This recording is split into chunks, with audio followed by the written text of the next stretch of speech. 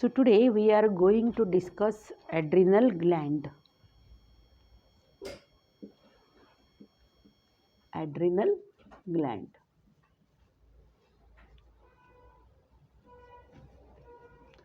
Adrenal gland is small, yellowish and conical gland. It is highly vascular like thyroid gland and pituitary gland. It is also highly vascular gland. And it is located on the superior pole of kidney. This is kidney. An adrenal gland is located on superior pole of kidney, and hence adrenal gland is also called suprarenal gland. It is also called suprarenal gland. So this is adrenal gland. It is conical in shape. So this is adrenal gland. This adrenal is present on superior pole of kidney, and hence adrenal is also called suprarenal gland because it is present on superior pole of kidney. So its dimension 5 centimeter length, 3 centimeter width, 1 centimeter thickness. 5 centimeter length, 3 centimeter width, 1 centimeter thickness. Adrenal gland consists of two regions, outer cortex and inner medulla. This is cortex and this is medulla. Cortex and medulla. Cortex forms 80% part of adrenal gland, and medulla forms about 20% part of adrenal gland. Medulla is a small region and cortex is big region. Cortex form 80% part of adrenal gland and medulla form 20% part of adrenal gland. So if we take a section of adrenal gland, this part is medulla. So this is medulla. So this much portion is medulla. This is medulla. So adrenal gland consists of cells which are rich in cholesterol. Adrenal gland consists of cells, fatty cells which are rich in cholesterol. So this region is medulla, which is about 20% in adrenal, and this portion, this is medulla, so the remaining portion is cortex. Okay, this is medulla, we have already labeled here, and this is cortex. Okay beta, cortex forms 80% part of medulla, 80% part of adrenal. Cortex consists of three parts. Cortex consists of three parts. See this part, this is capsule, this is capsule which covers adrenal gland. It is protective capsule made up of fibrous connective tissue. It is capsule, that is outermost covering of adrenal. Then cortex consists of three regions. Cortex consists of three parts. So this much part, this is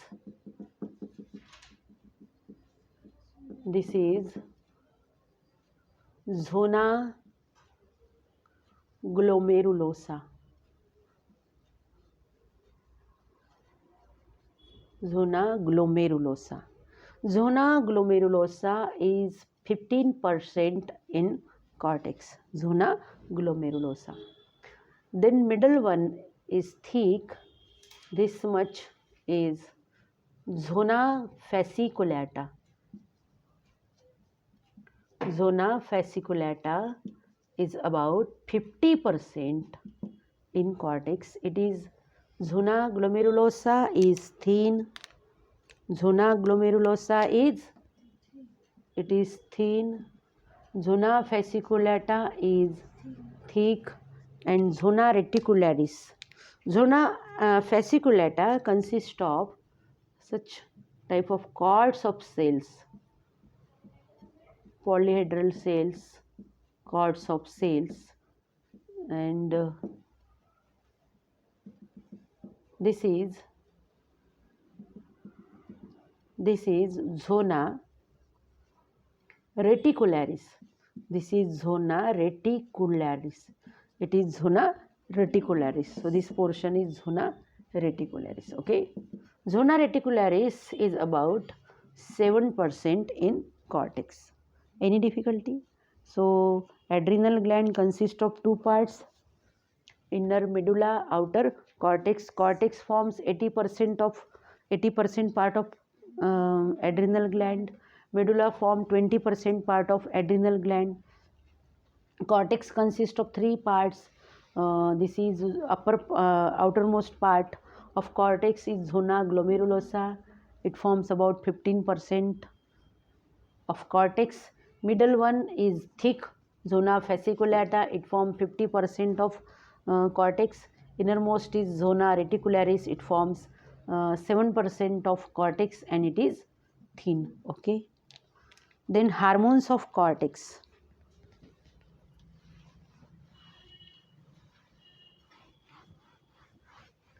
Hormones of cortex.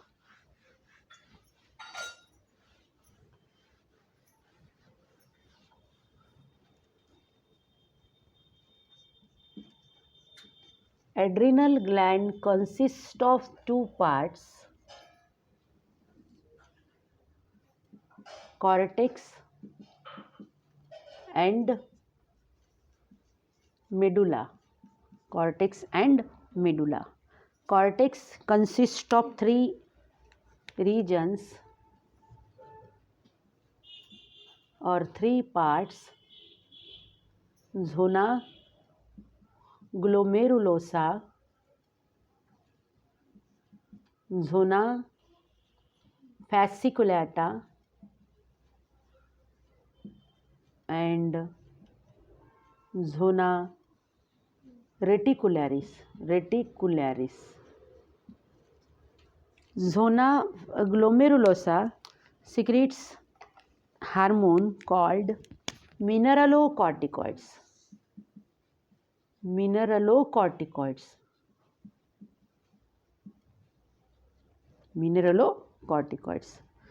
Hormones of cortex. Mineralocorticoids. Example of mineralocorticoids is aldosterone. Zona fasciculata secretes hormones. That hormones are called glucocorticoids, and glucocorticoids are of three types: cortisol, corticosterone, and cortisone. These are three glucocorticoids, but main glucocorticoid is cortisol, and it is 95%. It is 95%. To corticosterone and cortisone, these are negligible. So the main glucocorticoid is cortisol. Then zona reticularis. Zona reticularis secretes sex hormones, and the sex hormones are called, these are androgens. And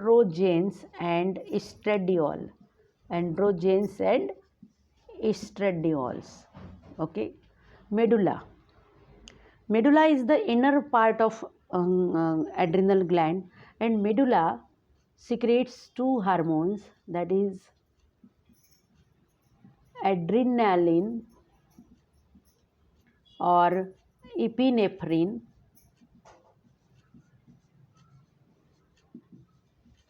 and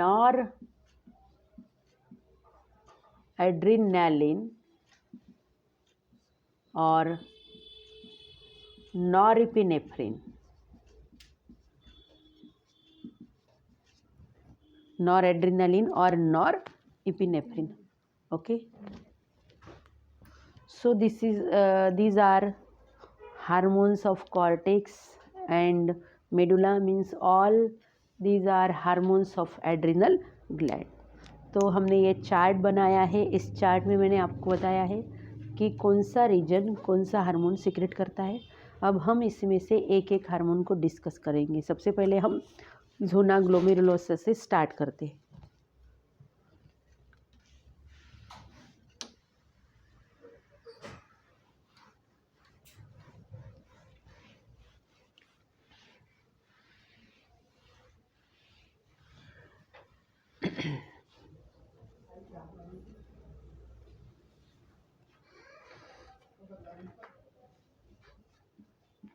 hormones of cortex. Cortex से जो भी hormone secrete होते हैं that hormones are called corticoids और corticosteroids.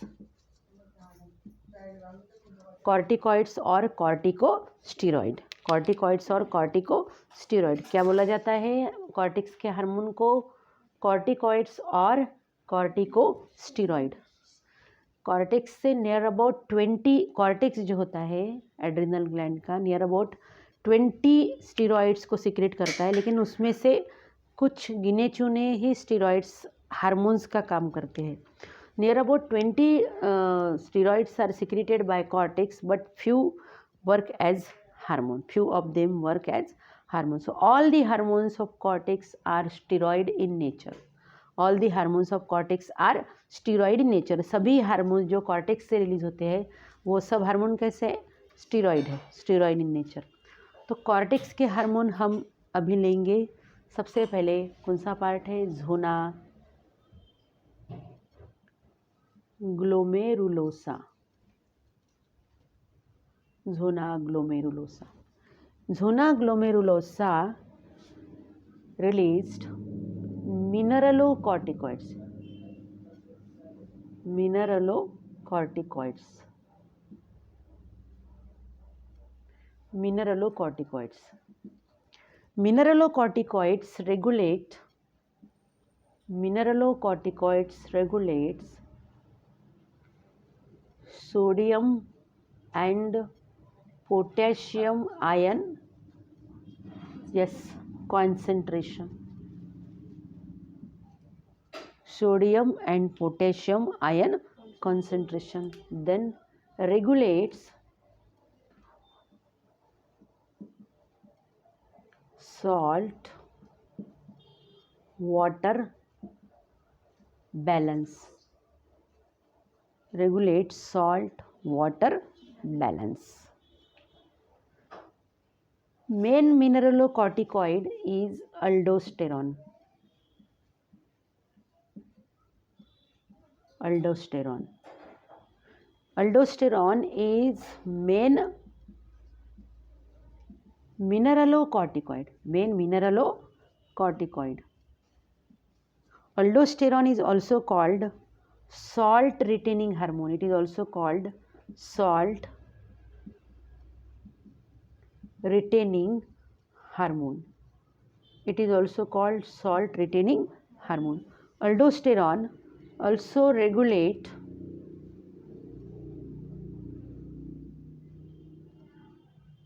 ये लिखा हमने water balance, blood volume and blood pressure. Blood volume and blood pressure. How this aldosterone work? Aldosterone stimulate. How this aldosterone work for regulation of sodium and potassium ion concentration? Okay. Aldosterone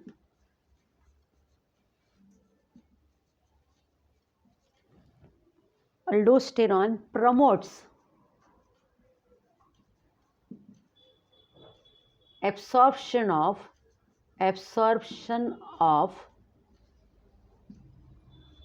sodium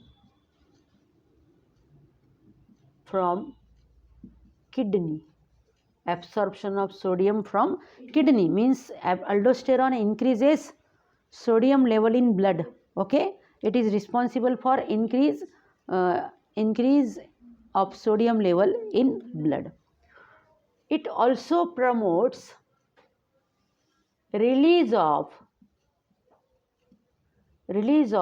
potassium in urine. Okay, means aldosterone responsible for increase level of sodium and decrease level of potassium in blood. Aldosterone also stimulate water absorption, and therefore aldosterone regulates salt and water balance. Aldosterone regulate water balance means aldosterone regulates blood volume. Aldosterone regulates blood volume means aldosterone also responsible for regulation of blood pressure in some extent. Okay, so aldosterone play an important role in homeostasis. Aldosterone play an important role in homeostasis. Homeostasis means equilibrium. Homeostasis means equilibrium. It maintain extracellular fluid amount. जो extra cellular fluid होता है ना, extra cellular fluid आपको पता है, cell के बाहर जो फ्लूइड होता है that is extra cellular fluid. उस एक्स्ट्रा सेल्यूलर फ्लूइड की क्वांटिटी भी कौन मेंटेन करता है? अल्डोस्टेरॉन. इस तरह से अल्डोस्टेरॉन का इम्पॉर्टेंट वर्क है in homeostasis. Homeostasis means internal environment maintain करना, इक्विलिब्रियम, वाटर की क्वांटिटी, ब्लड की क्वांटिटी, सॉल्ट की क्वांटिटी पूरा रेगुलेट करना, that is called as homeostasis means equilibrium. ये हो गया मिनरलोकॉर्टिकॉइड. इसके बाद के जो हार्मोन्स है वो जोना फेसिकुलेटा. समझ में आया आपको पूरा?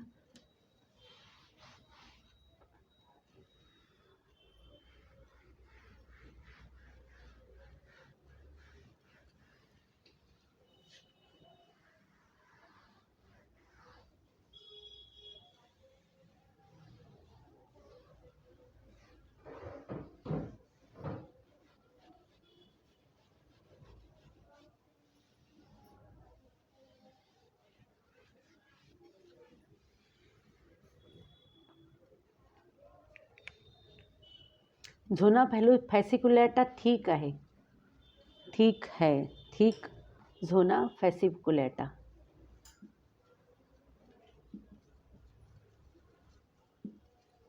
झोना फेसिकुलेटा से जो हार्मोन रिलीज होते हैं that hormones are called glucocorticoids.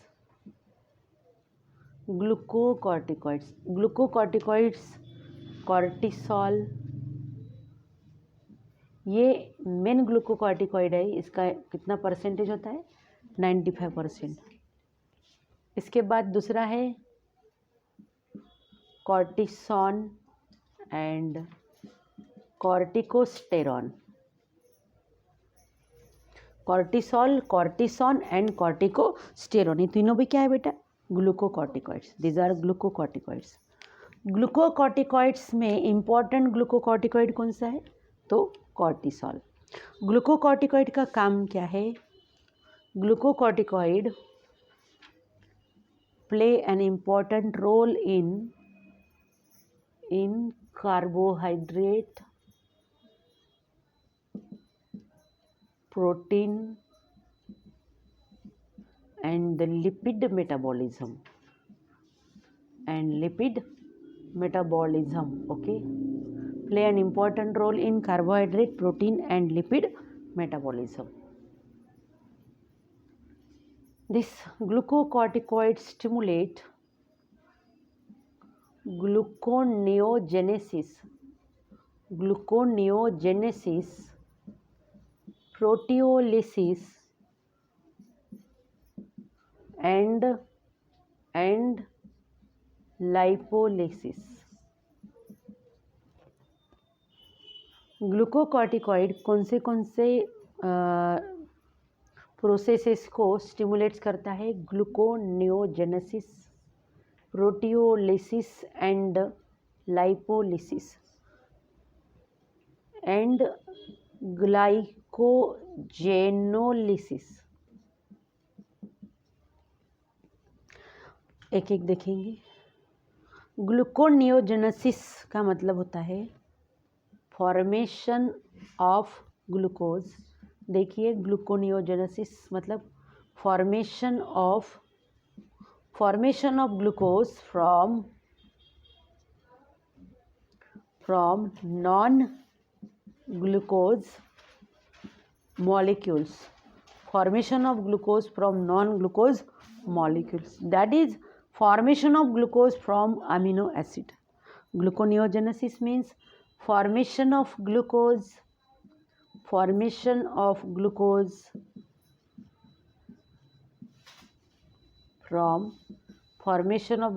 from amino acids. Any difficulty? मतलब ये ग्लूकोकॉर्टिकॉइड्स क्या कर रहे हैं? तो ब्लड में ग्लूकोज बिल्टअप कर रहे हैं। ग्लाइकोजेनोलिसिस के लिए भी ग्लूकोकॉर्टिकॉइड्स रिस्पॉन्सिबल है। ग्लाइकोजेनोलिसिस का मतलब होता है break down of glycogen into glucose. अब ये ग्लाइकोजेन कहाँ है? ग्लाइकोजेन है लीवर में। ग्लाइकोजेन कहाँ होता है? ग्लाइकोजेन लीवर में। Excess of glucose is stored in the form of glycogen in the liver. Animal में एक्सेस ऑफ ग्लूकोज ग्लाइकोजेन में कन्वर्ट होता है, that is stored in the liver. Plant में excess of glucose convert into starch. तो ये glycogen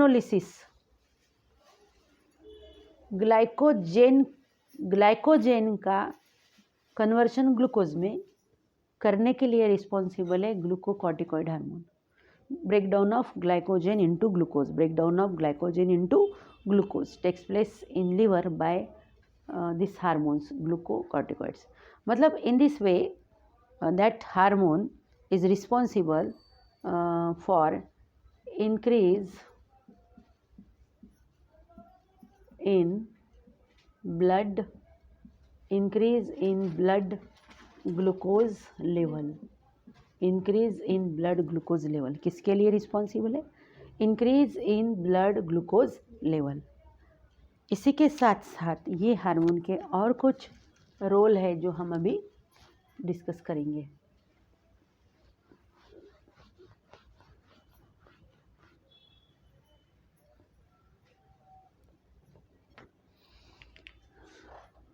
inhibit cellular uptake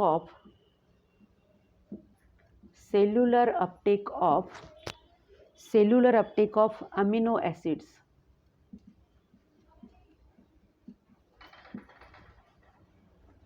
ये cell है,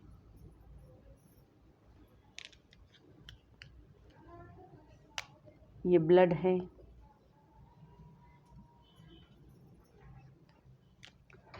तो ये जो हार्मोन है ग्लूकोकॉर्टिकॉइड, ये हार्मोन क्या करता है? इस सेल को इनहिबिट करता है। किसके लिए इनहिबिट करता है? For Uptake of amino acid from blood. Blood में से अमीनो एसिड लेने नहीं देगा, मतलब ब्लड में अमीनो एसिड की क्वांटिटी इंक्रीज करेगा, क्योंकि ब्लड में अमीनो एसिड से क्या बनना है? ग्लूकोज बनना है, दैट इज ग्लूकोनियोजेनेसिस।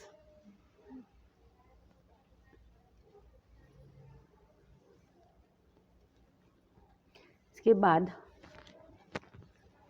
ये जो हार्मोन है ग्लूकोकॉर्टिकॉइड हार्मोन, नेक्स्ट इसका फंक्शन है ग्लूकोकॉर्टिकॉइड हार्मोन का stimulate RBCs production. RBCs production को स्टिमुलेट करता है, आरबीसीज प्रोडक्शन के प्रोसेस को स्टिमुलेट करता है। इसके बाद हमारी जो ब्लड वेस्कुलर सिस्टम होती है, ब्लड वेस्कुलर सिस्टम को मेंटेन करता है, ब्लड वेस्कुलर सिस्टम को मेंटेन करता है। It also stimulate RBC production, it maintain blood vascular system. ये जो हार्मोन है glucocorticoids are immuno suppressive, immunosuppressive. Immunosuppressive मतलब हमारी जो इम्यून सिस्टम होती है, रोग प्रतिकार शक्ति, हमारी इम्यून सिस्टम को ये हार्मोन सप्रेस करता है। एंड ये hormone decreases production of antibodies, decreases production of antibodies. Antibodies का प्रोडक्शन भी क्या करता है, डिक्रीज कर देता है। इम्यून सिस्टम को सप्रेस करता है, एंटीबॉडीज का प्रोडक्शन डिक्रीज करता है ये हार्मोन। ये हार्मोन जो हमारी थाइमस ग्लैंड होती है, thymus gland is a small gland which is present in the upper side of thorax on the dorsal side of heart. Thymus gland thymosin नाम का हार्मोन सिक्रेट करती है, थाइमोसिन। एंड ये जो थाइमस ग्लैंड है it is responsible for maturation of T lymphocytes. किसके लिए responsible है ये, टी लिम्फोसाइट्स के मैच्योरेशन के लिए। मतलब थाइमस ग्लैंड जो है दोनों प्रकार की इम्यूनिटी हमारे बॉडी में डेवलप करती है, cellular immunity and humoral immunity.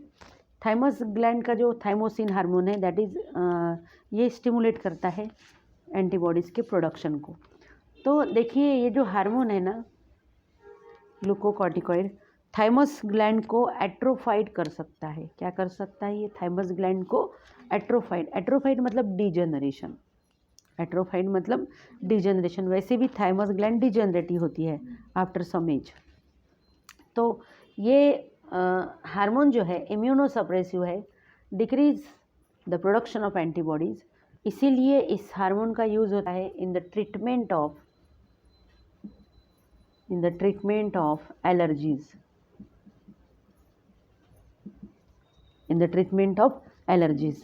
Allergies में क्या होता है, जैसे कोई भी फॉरेन पार्टिकल, ये हमारी बॉडी है, ये समझ लो फॉरेन पार्टिकल है, इसके पास एंटीजेंस है, दीज आर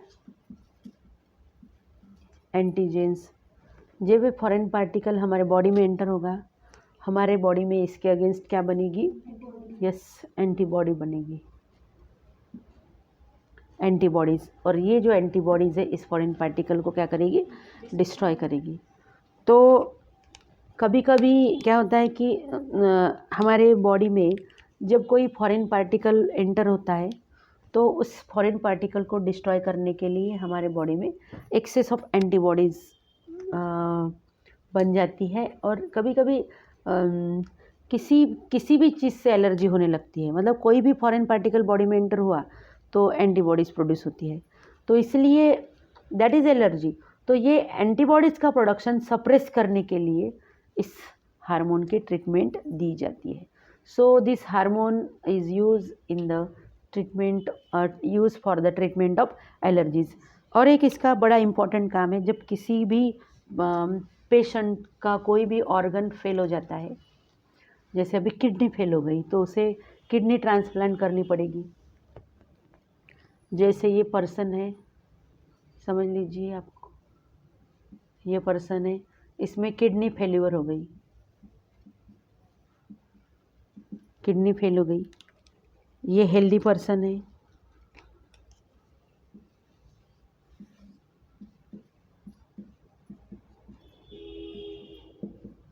हेल्दी पर्सन। अगर इस हेल्दी पर्सन की किडनी इसमें ट्रांसप्लांट करनी है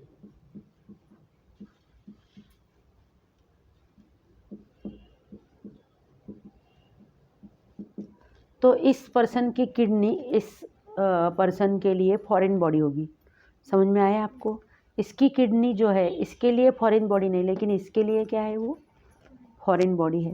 तो इसकी बॉडी ये जो किडनी है इस पर्सन की किडनी को एक्सेप्ट नहीं करेगी। क्यों एक्सेप्ट नहीं करेगी? क्योंकि ये इसकी किडनी इसके लिए फॉरेन बॉडी है। तो ये जो पर्सन है जिसकी किडनी फेल हुई है, इसमें अगर किडनी ट्रांसप्लांट करना है, किडनी ट्रांसप्लांट करने के बाद उस किडनी के अगेंस्ट इसके बॉडी में एंटीबॉडीज़ प्रोड्यूस हो सकती है। समझ में आया? एंटीबॉडीज़ उस किडनी के अगेंस्ट अगर प्रोड्यूस होती है तो वो किडनी को रिजेक्ट कर देंगी। इस हेल्दी पर्सन की किडनी को ये पेशेंट की बॉडी क्या कर देगी? रिजेक्ट कर लेगी। तो इसलिए इसको पहले जिसको किडनी ट्रांसप्लांट करना है उसको पहले से ही ग्लूकोकॉर्टिकॉइड की ट्रीटमेंट दी जाती है, ताकि उसके बॉडी में किडनी के जो फॉरेन किडनी इसमें आने वाली है उसके अगेंस्ट एंटीबॉडी ना प्रोड्यूस हो, एंड ये जो पेशेंट है इसकी बॉडी उस फॉरेन किडनी को एक्सेप्ट करे। समझ में आया आपको? तो इस तरह से हमने कंप्लीट किए ग्लूकोकॉर्टिकॉइड्स। क्या कंप्लीट किए हमने? ग्लूकोकॉर्टिकॉइड्स। ये हो गया।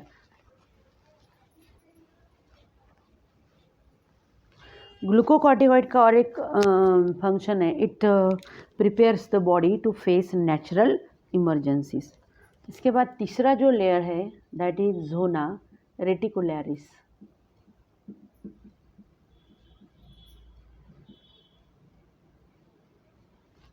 Zona reticularis secretes a hormone. That hormones are called sex hormones. कौन से सेक्स हार्मोन्स है? Androgens and estradiols. Androgens and estradiol, ये जो हार्मोन्स है ये हार्मोन्स मेल में एक्सटर्नल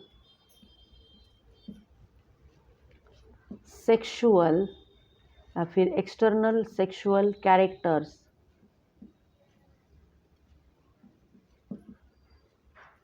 और सेकेंडरी सेक्सुअल कैरेक्टर्स डेवलपमेंट के लिए रिस्पॉन्सिबल है। कौन से हार्मोन बेटा? Sex hormone, that is androgens and estradiol, responsible for development and maintenance of external sexual characters or secondary sexual character, that is beard and mustache, excess development of hair on body, changes in voice etc. अगर mail में ये hormone access होते हैं, mail में excess अगर होते हैं,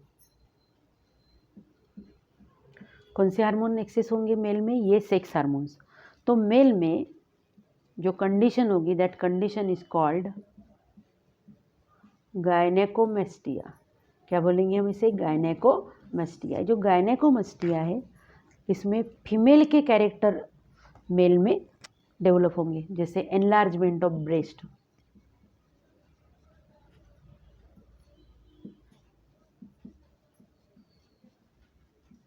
enlargement of breast. लेकिन अगर फीमेल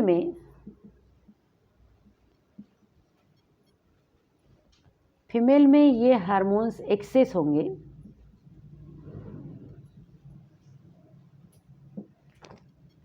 तो फीमेल में जो कंडीशन पाई जाएगी that is adrenal virilism and hirsutism.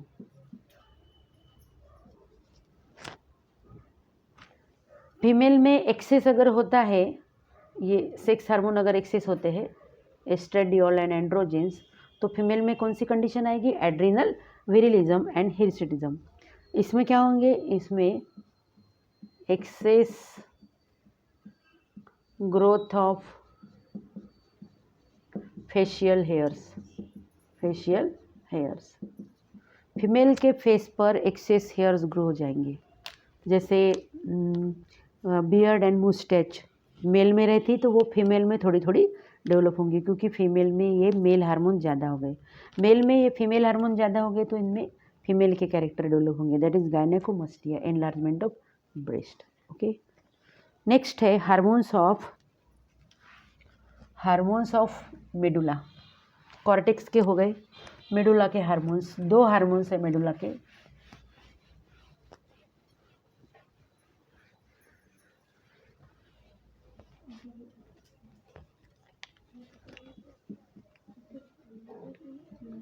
Hormones of medulla.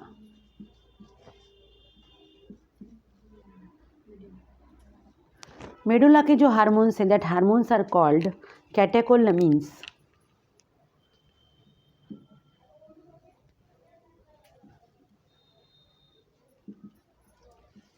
कैटेकोलमीन्स बोलते हैं केमिकली, क्योंकि ये जो हार्मोन्स होते हैं इनका अगर हम स्ट्रक्चर देखेंगे तो इनमें 6 कार्बन रिंग होती है, 6 carbon ring connected to 2 hydroxyl groups. तो इसीलिए इसे बोला जाता है, वो जो रिंग होती है that ring is called catechol ring. तो इसलिए इस हार्मोन को क्या बोला जाता है, कैटेकोलामाइंस या फिर कैटेकोलअमीन्स। ये जो हार्मोन्स है these are derivative of amino acid, these are derivative of amino acid tyrosine. कौन से अमीनो एसिड की डेरिवेटिव होती है ये हार्मोन्स, टायरोसिन की डेरिवेटिव होती है। हार्मोन्स के नाम है एड्रिनालिन और इपिनेफ्रिन,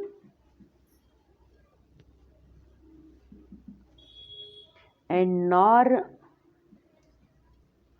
एड्रिनालिन और नॉर इपिनेफ्रिन।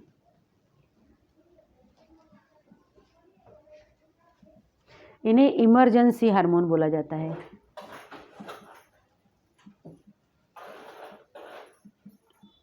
कौन सा हार्मोन बोलते हैं इसे, कौन से हार्मोन बोलते हैं, emergency hormone. 3F hormone, fight, fright and flight. जब भी करो या मरो ऐसी कुछ परिस्थिति आती है हमारे सामने, इमरजेंसी कंडीशन, ऐसी परिस्थितियों में ये हार्मोन हमारे बॉडी में सीक्रेट होता है। तो इसलिए इस हार्मोन को क्या बोला जाता है, इमरजेंसी हार्मोन। इसमें से ये जो नॉर एड्रिनलिन है ना, नॉर एड्रिनलिन क्या कर सकता है, नॉर एड्रिनलिन ये वैसो कंस्ट्रिक्टर है, वैसो कंस्ट्रिक्टर, वैसो कंस्ट्रिक्टर है and it increases blood pressure, blood pressure को इंक्रीज कर सकता है ये हार्मोन। वैसो कंस्ट्रिक्टर मतलब वेसल्स को क्या करता है, वैसो कंस्ट्रिक्टर मतलब ब्लड वेसल्स को कॉन्ट्रैक्ट करता है, ब्लड प्रेशर को इंक्रीज करता है। इसके बाद हम देखेंगे disorders related to adrenal gland, disorders related to adrenal gland. एक जो ये हार्मोन है ना मिनरलोकॉर्टिकॉइड, ये हार्मोन का और एक फंक्शन है, ये हार्मोन हमारे जो हमारा कोलॉन, लार्ज इंटेस्टाइन का पार्ट होता है कोलॉन, कोलॉन को भी ये स्टिमुलेट करता for the absorption of salt and water. समझ में आया। इसके बाद नेक्स्ट हेडिंग है disorders related to adrenal cortex. Okay,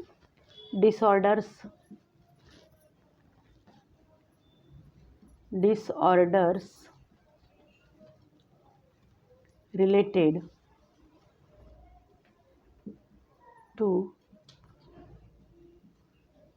adrenal cortex. बेटा अगर मिनरलोकॉर्टिकॉइड एंड ग्लूकोकॉर्टिकॉइड का हाइपोसिक्रीशन होता है तो एडिसन्स डिसीज होता है। कौन सा डिसीज होता है, Edison's disease.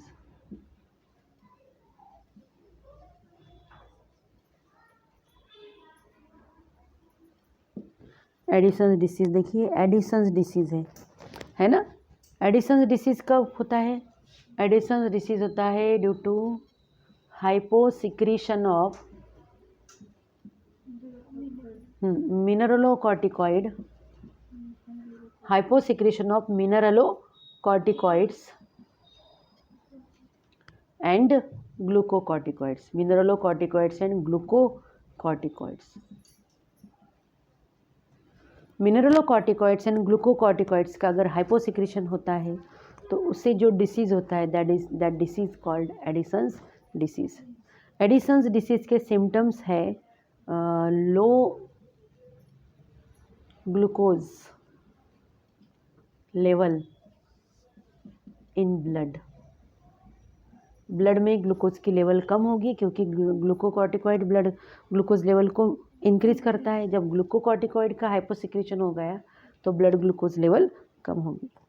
Blood glucose level भी कम होगी, लो सोडियम एंड हाई पोटेशियम, ये हो जाएगा। सोडियम कम, पोटेशियम ज़्यादा, क्योंकि ये जो मिनरलोकॉर्टिकॉइड है ये सोडियम के एब्सॉर्प्शन के लिए रिस्पॉन्सिबल है, पोटेशियम के सिक्रीशन के लिए रिस्पॉन्सिबल है। समझ में आया? सोडियम को बढ़ाता है, पोटेशियम को कम करता है मिनरलोकॉर्टिकॉइड। लेकिन मिनरलोकॉर्टिकॉइड का हाइपोसिक्रेशन हो गया तो सोडियम बढ़ेगा नहीं, तो सोडियम कम होगा और पोटेशियम ज़्यादा होगा। इसमें क्या होगा, excess loss of water, excess loss of water and sodium, excess loss of water and sodium in urine.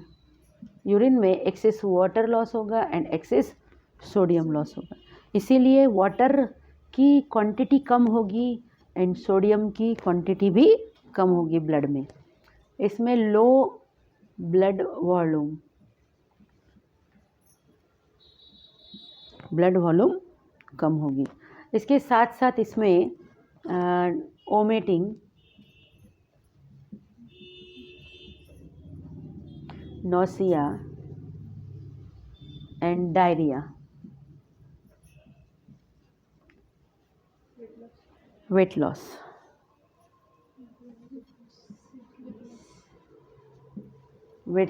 Weakness, these are symptoms of Addison's disease. Addison's disease क्यों होगा? Due to hyposecretion of mineralocorticoid and glucocorticoid. लो इसमें क्या क्या हो सकता है? Glucocorticoid तो ग्लूकोज की लेवल इंक्रीज करता है, लेकिन ग्लूकोकॉर्टिकॉइड कम सिक्रेट होता है बॉडी में तो ग्लूकोज की लेवल कम होगी ब्लड में। ग्लूकोज की लेवल अगर कम होती है तो क्या होगा? वीकनेस आएगा। इसके बाद अगर मिनरलोकॉर्टिकॉइड की लेवल, मिनरलोकॉर्टिकॉइड का सिक्रेशन कम होता है तो सोडियम की लेवल कम होगी, क्योंकि मिनरलोकॉर्टिकॉइड सोडियम लेवल को बढ़ाता है, पोटेशियम लेवल को कम करता है, तो उल्टा हो जाएगा। मिनरलोकॉर्टिकॉइड कम तो सोडियम कम, पोटेशियम ज़्यादा। Excess loss of water and sodium in urine, तो इससे एक्सेस लॉस हो रहा वाटर का तो ब्लड वॉल्यूम कम होगा। इसमें vomiting, nausea, diarrhoea, weight loss and ये सब हो गए। Any difficulty? इसमें लो बीपी भी होगा, लो ब्लड प्रेशर, लेकिन इसे दिया नहीं। इसके बाद दूसरा, hyper secretion of glucocorticoid.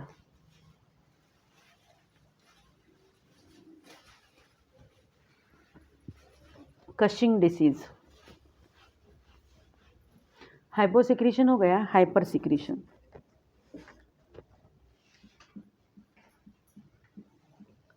Hyper secretion of glucocorticoid leads to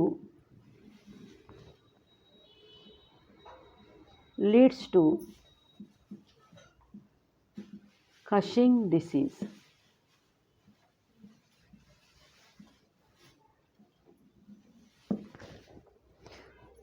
इसमें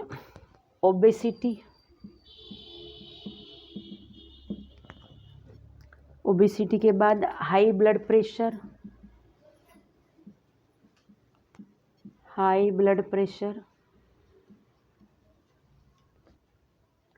हाई ब्लड ग्लूकोज लेवल। आप समझ सकते हो, ग्लूकोकॉर्टिकॉइड ब्लड ग्लूकोज लेवल को बढ़ाता है, तो ग्लूकोकॉर्टिकॉइड बढ़ गया तो ब्लड में ग्लूकोज लेवल बढ़ेगी। ब्लड में ग्लूकोज लेवल बढ़ी तो ब्लड प्रेशर भी इंक्रीज होगा, डेंसिटी बढ़ेगी ब्लड की, डेंसिटी बढ़ी तो ब्लड प्रेशर बढ़ेगा, और इससे क्या इफेक्ट होगा?